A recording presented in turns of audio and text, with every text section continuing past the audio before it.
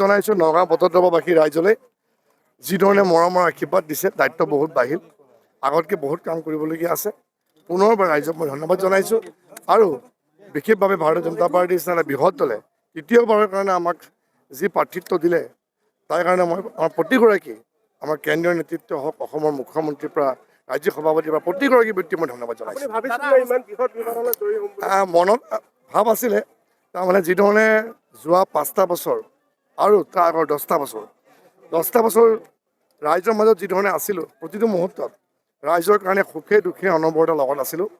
আৰু মোৰ বিশ্বাস আছিলে নগাঁওবাসী ৰাইজৰ মাজত ৰাইজে আশীৰ্বাদ কৰিব মৰম কৰিব ভবা ধৰণে ৰাইজে ভোট প্ৰদান কৰিছে যাৰ ফলত আপুনি গম পাইছে প্ৰায় 62,000 ভোটত অলপমান আমাৰ কাউণ্টিং বাকী আছে হোষ্টেলৰ অলপ বাকী আছে হয়তো সেইধৰণে আমি ভোটৰ সমীক্ষা আমি আশা কৰিছোঁ আমাৰ ইতিমধ্যে কাউণ্টিং শেষ হৈছে গম পায় আপোনালোকে আমাৰ 18 ৰাউণ্ড আছিলে 18 ৰাউণ্ড আমাৰ EVM আমাৰ শেষ হ'ল এতিয়া কিবা পোষ্টেল বেলটৰ কিছু কাম বাকী আছে সেইখিনি হোৱাৰ লগে লগে যিটো আপোনাৰ আচল যিটো সংখ্যা আপোনাক আমি দিব পাৰিম ৰাজনৈতিক সমীক্ষকে বহু বেছি ভোটত জয়লাভ কৰিলে এই মুহূৰ্তত নগাঁও বটদ্ৰৱাসী ৰাইজক কি ক'ব নগাঁও বটদ্ৰৱাসী ৰাইজক মই ধন্যবাদ জনাইছোঁ নতুনকৈ যেতিয়া আমাৰ সমষ্টি পুনৰ নিৰ্ধাৰণ হ'ল সমষ্টি পুনৰ নিৰ্ধাৰণ হোৱাৰ পিছত মই ৰাইজৰ ওচৰলৈ গৈছিলোঁ নতুনকৈ যেতিয়া গৈছিলোঁ ৰাইজৰ ওচৰত চিনাকি হৈ পেলাই প্ৰত্যেকৰ লগত যিটো ধৰণৰ সম্বন্ধ ৰাখিছিলোঁ চবেই ৰাইজে আমাক আঁকোৱালি লৈছিলে আৰু যিধৰণে আশা কৰিছিলোঁ সেইমতে ভোট ৰাইজে আমাক দিছে মৰম দিছে আশীৰ্বাদ দিছে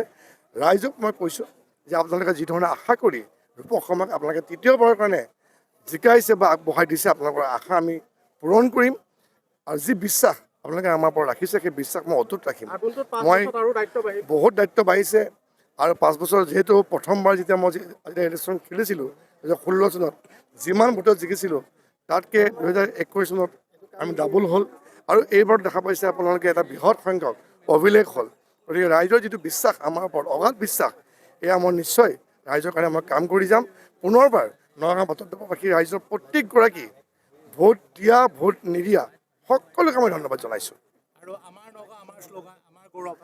জানে আপোনালোকে প্ৰতি মুহূৰ্তত এটাই আমাৰ সদায় থাকে উন্নয়নে আমাৰ লক্ষ্য প্ৰগতি আমাৰ পল আমাৰ নগাঁও আমাৰ গৌৰৱ প্ৰতিগৰাকী নগাঁৱে যাতে নগাঁওখনৰ পৰা যাতে গৌৰৱ কৰিব পাৰে তাৰ কাৰণে দিনে নিশাই চিন্তা কৰিছিলোঁ ৰাতি শুওঁতেও চিন্তা কৰিছোঁ আৰু কি কৰিব পাৰি ৰাইজে যেতিয়া কিবা এটা মোক কয় কেনেকৈ এইটো মই সফলভাৱে ৰূপায়িত কৰিব পাৰোঁ দিনে নিশাই তাকে চিন্তা কৰি থাকোঁ আপোনালোকে গম পায় যে মই এটা দিনো মই অবাবত নষ্ট নকৰোঁ প্ৰতি মুহূৰ্তত কেৱল ৰাইজৰ কাৰণে আৰু ৰাইজৰ কাৰণে জীৱনটো উৎসৰ্গিত গতিকে আগন্তুক ৰাইজক মই পুনৰবাৰ কৈছোঁ যে আৰু বহুত কৰিবলগীয়া আছে আৰু কৰি যাম ৰাইজে যাতে প্ৰতিটো মুহূৰ্তত গৌৰৱ অনুভৱ কৰিব পাৰে আমাৰ নগাঁও আমাৰ গৌৰৱ বুলি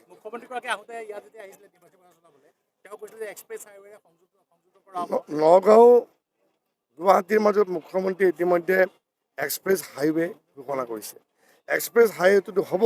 ৰাইজৰ কাৰণে যাতায়াতৰ সুবিধা হ'ব কম সময়ত গুৱাহাটী পাবগৈ কিন্তু তাতকৈ ডাঙৰ কথা হৈছে এক্সপ্ৰেছ হাইৱেদি আমি কেনেকৈ পেলাই ডাঙৰ বৃহৎ অনুষ্ঠান প্ৰতিষ্ঠান বা ইণ্ডাষ্ট্ৰী আমি নগাঁৱলৈ কঢ়িয়াই আনিব পাৰোঁ এইটো আমাৰ এটা লক্ষ্য থাকিব গতিকে মই মুখ্যমন্ত্ৰী মহোদয়ক মই ধন্যবাদ জনাইছোঁ যে যোৱা সময়ছোৱাত প্ৰতিটো মুহূৰ্তত আমাৰ যিধৰণে প্ৰতিটো কাম কৰিবৰ কাৰণে আমাক সহায় কৰিছে প্ৰতিটো মুহূৰ্তত আমাৰ যিধৰণে মাৰ্গদৰ্শন দিছে আজি দেখা পাইছে অসমত যিধৰণে এটা সকলো ফালৰ পৰা যিধৰণে পদুম ফুলিছে সকলোতে বিজেপিৰ জয় জয়কাৰ তাৰ কাৰণে ধন্যবাদ দিব লাগিব বিজেপি যিখন চৰকাৰ যোৱা সময়ত হৈ গ'ল মুখ্যমন্ত্ৰীৰ নেতৃত্বত আৰু মুখ্যমন্ত্ৰী বিশেষকৈ যিমান কষ্ট কৰি পেলাই যোৱা 5টা বছৰ কাম কৰিলে দিনে নিশাই সেইটো আমি তাৰ এটা কাৰণ হৈছে আজিৰ এই ফলাফল সমগ্ৰ অসমতে